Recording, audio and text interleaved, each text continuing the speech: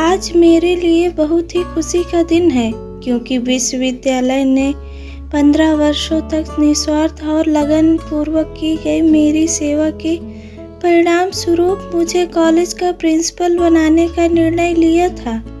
आज शाम को ही पद ग्रहण समारोह होने वाला है, परंतु न जाने क्यों रह रहकर मेरा मन बहुत ही उद्विग्न हो रहा है। अभी तो सिर्फ 9 बजे हैं और ड्राइवर 2 बजे तक आएगा। तब तक मैं क्या करूं? मैं मन ही मन बुदबुदाई और रसोई की ओर चल दी। सोचा कॉफी पी लूं, क्या पता तब मन को कुछ राहत मिले। कॉफी का मग हाथ में लेकर जैसे ही मैं सोफे पर बैठी, हमेशा की तरह मुझे कुछ पढ़ने की तलब हुई। मेज पर कई पत्रिकाएं रखी हुई थी, लेकिन मेरा मन तो आज कुछ और ही पढ़ना चाह रहा था। मैंने यथावत उठकर अपनी किताबों की अलमारी खोली और वह किताब निकाली जिसमें मैं अनगिनत बार पढ़ चुकी हूँ।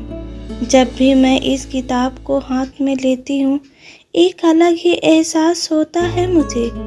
मन को अपार सुख व शांति मिलती है। आप मेरी जिंदगी में गुजरे हुए वक्त की तरह हैं सर, जो कभी लौट कर नहीं आ सकता, लेकिन मेरी हर सांस के साथ आपका एहसास डूबता उतरता रहता है। अनायास ही मेरे मुंह से अल्फाज निकल पड़े और मैं डूबने लगी 30 वर्ष पीछे अतीत की गहराइयों में, जब मैं परिस्थितियों की मारी एक मजबूर लड़की थी जो अपने साए तक से डरती थी कि कहीं मेरा यह साया किसी को बर्बाद न कर दे। जन्म लेते ही माँ को खा जाने वाला इल्जाम मेरे माथे पर लेबल की तरह चिपका दिया गया था। पिताजी ने भी कभी मुझे अपनी बेटी नहीं माना। उन्होंने तो कभी मुझसे परायों जैसा भी बर्ताव नहीं किया। मुझे इंसान नहीं, एक बोझ समझा। मैं अपने पिताजी के साथ अकेले ही इस घर में रहती थी, क्योंकि मुझे पालने वाले चाचा चाची इस दुनिया से चले गए थे और मैं तो अभी 8वीं में पढ़ने वाली 13 साल की बच्ची थी। फिर भला मैं कहाँ जाती? मैं घर में पिताजी के साथ एक अनचाहे मेहमान की तरह रहती थी, लेकिन घर के नौकर चाकर मुझसे बहुत प्यार करते थे। जन्म से लेकर आज तक कभी भी मैंने माँ और पापा शब्द नहीं पुकारा है। मुझे तो यह भी नहीं मालूम कि इन रिश्तों को नाम लेकर बुलाने से कैसा महसूस होता है। पिताजी की सख्त हिदायत थी कि जब तक वे घर में रहे तब तक मैं उनके सामने न जाऊं। इसलिए जितनी देर पिताजी घर में रहते, मैं पीछे बालकनी में जाकर नौकरों से बातें करती थी। बालकनी से ही मैंने उन्हें पहली बार देखा था। सामने वाले मकान में किराएदार के रूप में आए थे वे। पहले मैं नहीं जानती थी कि वे कौन हैं, क्या करते हैं, लेकिन जब भी मैं बालकनी में खड़ी होती तो उनकी दैनिक गतिविधियों को निहारने में मुझे अद्भुत आनंद आता था। उम्र में तो वे मेरे पिताजी के ही बराबर थे, लेकिन उनका आकर्षण व्यक्तित्व किसी को भी आकर्षित कर सकता था। मैं अक्सर उन्हें पढ़ते हुए देखती थी। कभी कभार खाना बनाते या कपड़े धोते हुए भी देखा करती थी। कई बार उनकी नज़र भी मुझ पर पड़ जाती थी। मैं अक्सर उनके बारे में सोचती थी, परंतु पास जाकर कुछ पूछने की हिम्मत नहीं होती थी।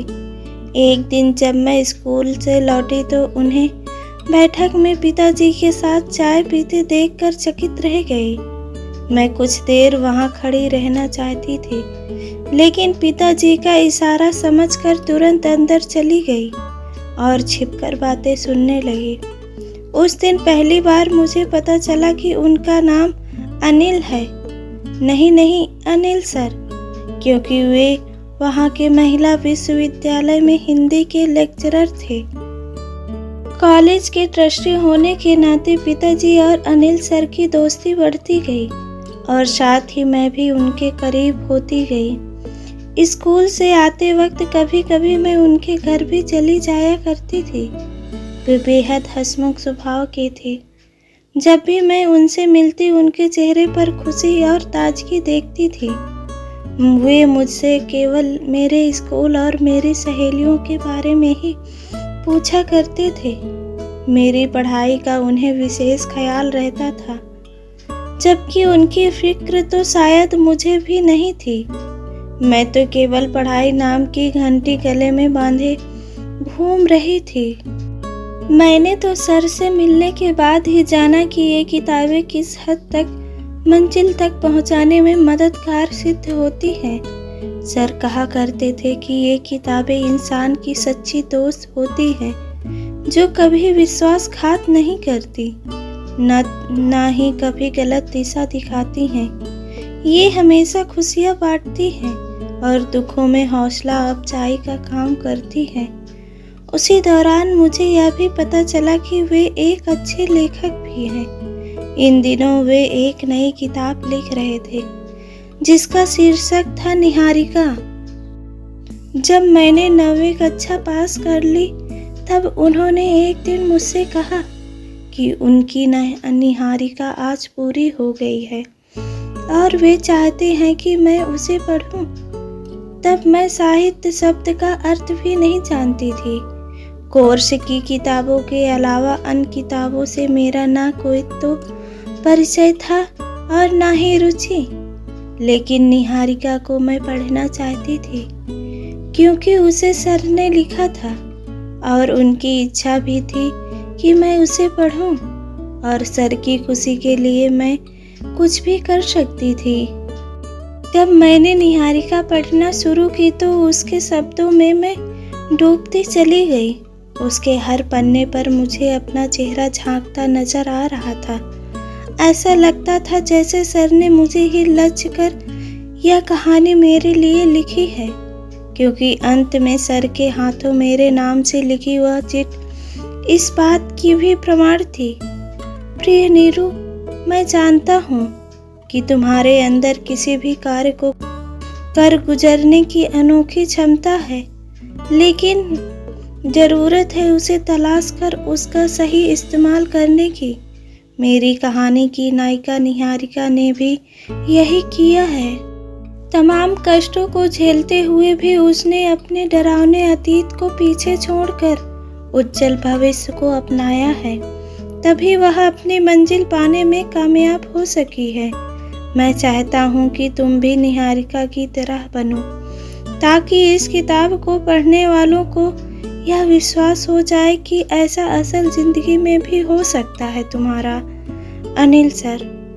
इस चिट को पढ़ने के साथ ही इसके हर एक शब्द को मैंने जेहन में उतार लिया और फिर शुरू हो गया नीरू से निहारिका बनने का कभी न रुकने वाला सफर, जिसमें सर ने एक सच्चे गुरु की तरह कदम कदम पर मेरा मार्गदर्शन किया। 10वीं का पंजीकरण कराते समय ही मैंने अपना नाम बदलकर नीरू भाटिया की जगह नीरू निहारिका कर लिया। स्कूल तथा कॉलेज की पढ़ाई समाप्त करने के बाद मैंने पीएचडी भी कर ली। मेरी 10 वर्षों की मेहनत रंग लाई और मुझे अपने ही शहर के राजकीय उच्च विद्यालय में शिक्षिका के रूप में नियुक्ति मिल गई। उस दिन जब मैं अपना नियुक्ति पत्र लेकर सर के पास गई तो उनकी खुशी का ठिकाना न रहा। उन्होंने कहा कि नीरू, अपनी इस सफलता को अंतिम मंजिल मत समझना, क्योंकि यह तो मंजिल तक पहुंचने की तुम्हारी पहली सीढ़ी है। मंजिल तो बहुत दूर है, जो अथक परिश्रम से ही प्राप्त होगी। उधर पिताजी को मेरा नौकरी करना बिल्कुल रास नहीं आ रहा था, परंतु न जाने क्यों वे खुले शब्दों में मेरा विरोध नहीं कर रहे थे। इसलिए उन्होंने मेरी शादी करने का फैसला किया, ताकि वे नीरू नाम की इस मुसीबत से छुटकारा पा सके। बचपन से ही आदत थी पिताजी के फैसले पर सिर झुकाकर हामी भरने की, सो मैंने शादी के लिए हाँ कर दी। अगले ही दिन पिताजी के मित्र के सुपुत्र समर मुझे देखने आए। साथ में उनके माता पिता और 2 छोटी बहनें भी थी। जैसे ही मैं बैठक में पहुंची, पिताजी ने मेरी बेटी नीरू कहकर मेरा परिचय करा दिया।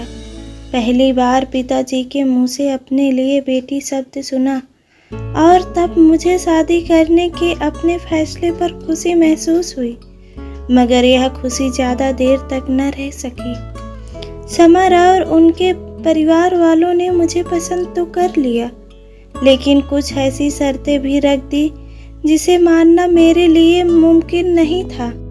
समर की माँ ने स्पष्ट रूप से कह दिया कि मुझे शादी के बाद नौकरी छोड़नी होगी और उनके परिवार के सदस्यों की तरह शाकाहारी बनना होगा। एक पारंपरिक गृहिणी के नाम पर शोपीस बनकर रहना मुझे गवारा नहीं था। मैं तो अपने सर के बताए रास्ते पर चलना चाहती थी और उनके सपनों को पूरा करना चाहती थी, जो अब मेरे भी सपने बन चुके थे।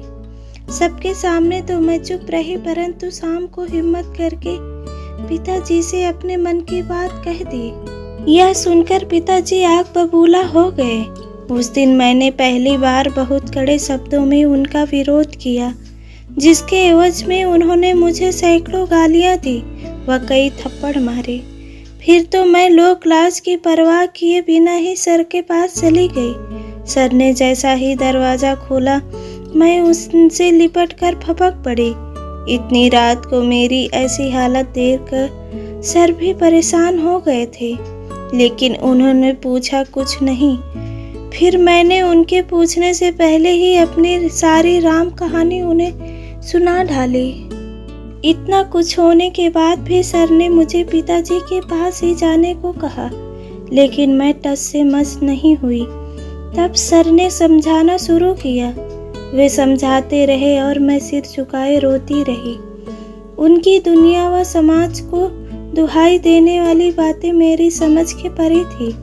फिर भी अंत में मैंने कहा कि यदि पिताजी मुझे लेने आएंगे तो मैं जरूर चली जाऊंगी, लेकिन वे नहीं आए। दूसरे दिन उनका फोन आया था, मुझे ले जाने के लिए नहीं, बल्कि सर के लिए धमकी भरा फोन। यदि सर ने कल तक मुझे पिताजी के घर पर नहीं छोड़ा तो वे पुलिस थाने में रिपोर्ट कर देंगे कि अनिल सर ने मेरा अपहरण कर लिया है। इतना सब कुछ जानने के बाद मैं सर की और अधिक परेशानी का कारण नहीं बनना चाहती थी। इसलिए सर के ही कहने पर मैं अपनी सहेली निशा के घर चली गई। जी को पता चल चुका था कि मैं निशा के घर पर हूँ, फिर भी वे मुझे लेने नहीं आए, लेकिन मुझे कोई चिंता नहीं थी। मैं तो बस इसलिए परेशान थी कि इतने सालों बाद मैं पहली बार सर से इतने दिनों के लिए दूर हुई थी, इसलिए मुझे घबराहट होने लगी थी, जिसके निवारण के लिए मैं सर के कॉलेज चली गई। वहाँ मैंने जो कुछ भी सुना वह मेरे लिए अकल्पनीय व असहनीय था। सर ने अपना स्थानांतरण दूसरे शहर में करवा लिया था और दूसरे दिन जा रहे थे। फिर मैं शिष्या होने की हर सीमा को लांघ गई और सर को वह सब कुछ कह दिया जिसे मैंने आज तक केवल महसूस किया था। अपने प्रति सर के लगाव को प्यार का नाम दे दिया मैंने, और सर एक निष्ठुर की भांति मेरी हर बात को चुपचाप सुनते रहे। अंत में बस इतना कहा, नीरू, आज तक तुमने मुझे गलत समझा है। मेरे गुरुत्व का, मेरी शिक्षा का अपमान किया है तुमने। नहीं सर, मैंने आपका अपमान नहीं किया है। मैंने तो केवल वही कहा जो अब तक महसूस किया। मैंने सिर्फ प्यार ही नहीं बल्कि हर रिश्ते का अर्थ आपसे ही सीखा है। आपने एक पिता की तरह मेरे सिर पर हाथ रखकर मुझे स्नेह रिसिक्त कर दिया। एक प्रेमी की तरह सदैव मुझे खुश रखा। एक भाई की तरह मेरी रक्षा की। एक दोस्त और शिक्षक की तरह मेरा मार्गदर्शन किया। यहाँ तक कि आपने एक पति की तरह मेरे आत्मसम्मान की रक्षा की थी। सच तो यह है सर, मैं मन ही मन हर रिश्ता आपके साथ जोड़ चुकी हूँ। इसके लिए तो मुझे किसी से भी पूछने की कोई आवश्यकता नहीं है।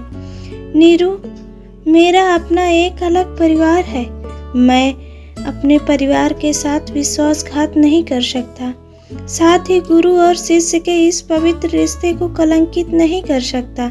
सर की आंखों में समाज का डर साफ नजर आ रहा था। मैं जानती हूँ सर, और मैं कभी चाह कर ऐसा नहीं कर सकती। मैंने आपसे प्यार किया है, आपके अस्तित्व को चाहा है सर, इसलिए मैं आपको अपनी नज़रों में कभी गिरने नहीं दूंगी। मैंने तो बस अपनी भावनाएं आपके साथ बांटी है। आप जहाँ चाहे जाइए, मुझे आपसे कोई शिकायत नहीं। बस कामना कीजिए कि मैं आपकी दी हुई शिक्षा का अनुसरण कर सकूं। शुभकामनाएं तो तुम्हारे साथ है नीरू, पर क्या जाते जाता मेरे गुरु दक्षिणा नहीं दोगी? सर ने रहस्यात्मक लहजे में कहा तो मैं दुविधा में पड़ गई।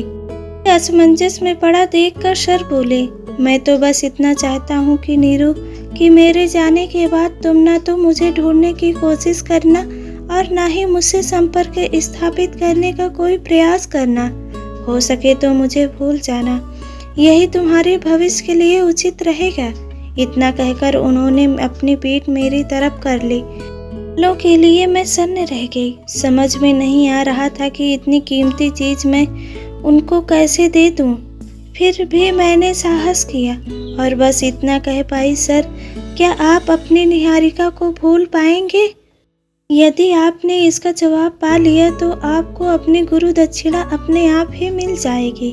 उस दिन मैंने आखिरी बार अनिल सर को आ भर के देखा, उनकी शुभकामनाएं ली तो सर के मुंह से बस इतना ही निकला, हमेशा खुश रहो।